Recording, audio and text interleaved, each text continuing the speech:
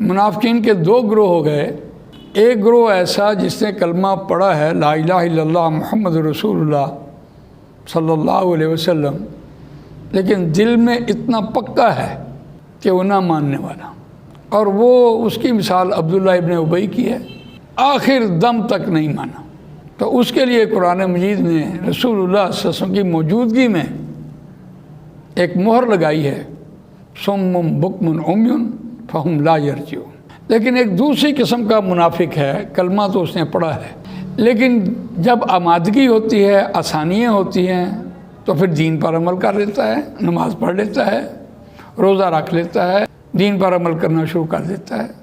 قرآن مجید پڑھ لیتا ہے، لیکن ذرا سی مشکل آئی تو وہ پیچھے ہو جاتا ہے۔ اس اعتبار سے دیکھیے کہ جو مومن ہے وہ تو ہر حال میں نبی اکرم صلی اللہ علیہ وسلم کا اطاعت گزار ہے، ہر اعتبار سے، چاہے کتنی مشکلیں کیوں نہ آ جائیں، مزاج کے خلاف بات ہو رہی ہو، سارا دن تھکا ہوا آیا ہے، ادھر اذان ہو گئی، سیدھا مسجد میں پہنچ گیا، چاہے بھوک بھی لگی ہے،